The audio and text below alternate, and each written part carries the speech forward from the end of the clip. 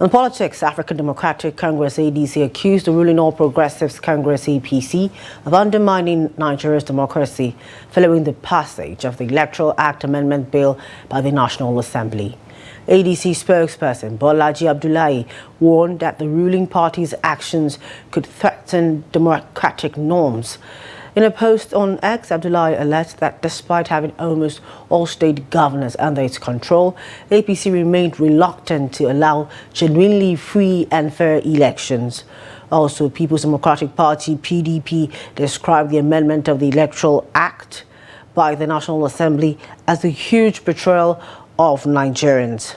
In a statement by National Publicity Secretary of PDP, Ememobong, the party said, "The anti-democratic stance of the Senate and the sudden somersault by House representatives on the amendment of the Electoral Act 2022, specifically on the mandatory electronic transmission of election results from the polling units, was an act of treachery against the Nigerian electorate."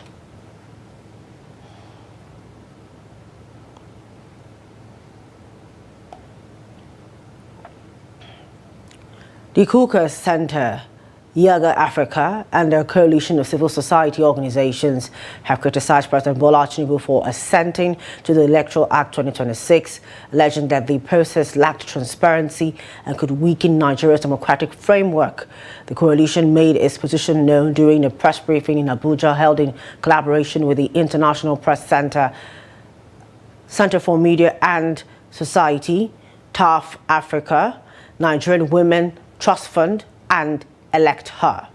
Speaking on behalf of the Alliance, founder and CEO of TAF Africa, Jake Epele, said although civil society recognizes the constitutional powers of the President and the National Assembly, the speed of passage and what he described as limited stakeholder consultation raised serious concerns. A key issue highlighted was the 50 million Naira administrative fee for registering new political parties. Under Section 75 of Section 6 of the Act, the coalition argued that the provision could shut out emerging and youth-driven political movements from participating in Nigeria's political space.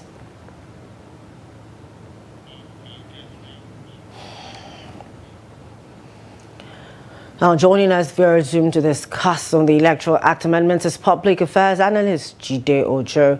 Good evening, Mr. Ojo.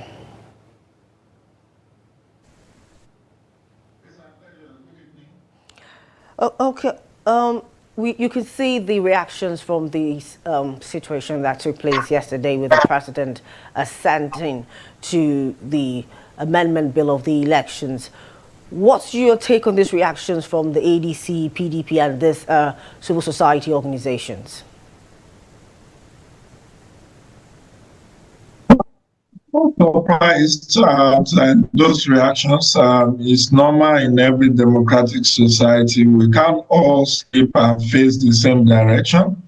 There are those who will support and there are those who will against. Don't forget that this is not the first attempt at reviewing our electoral laws. It's been there since 2002. We had another in 2006. We have one in 2010. We have had one in 2022 before the current one. And at each of those levels, you have had this disparate differences in opinion about what has changed, what has not changed. But I think the big elephant in the room is implementation. Fidelity to implementation remains very key. In every democratic system, you don't get all that you want. You negotiate. And thus far, I think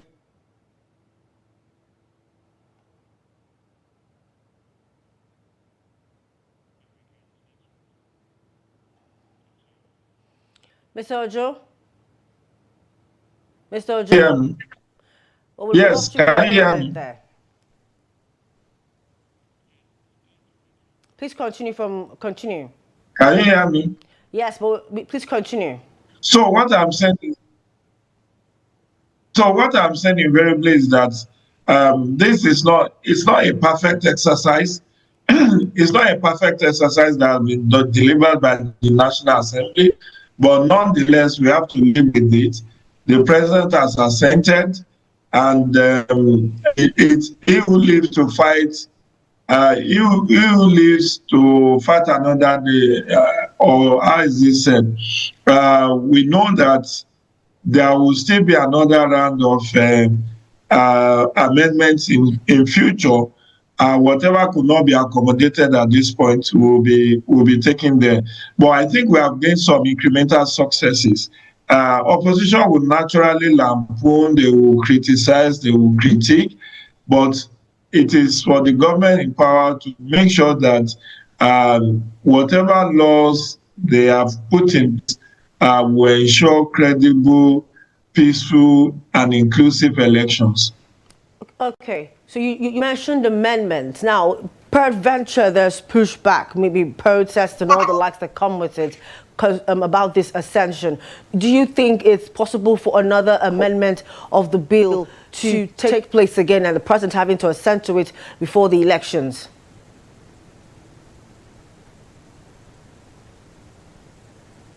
Well, I wouldn't think that we will go that route. But what I know is that in time past, judiciary has intervened and certain. Go ahead, please.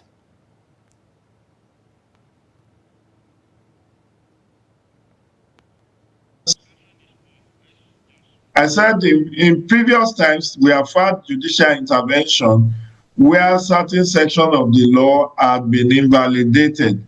And so the civil society and those who have issues with the 2026 Act can approach the court to say these sections or that sections should be invalidated. And that has happened before with 2006 Electoral Act. Some sections of that law was invalidated by the judiciary. However, it still does not mean that in future there will not be any other amendment. Sincerely speaking, procedurally, we should have had constitutional alteration before this Electoral Act. Unfortunately, the National Assembly has kept the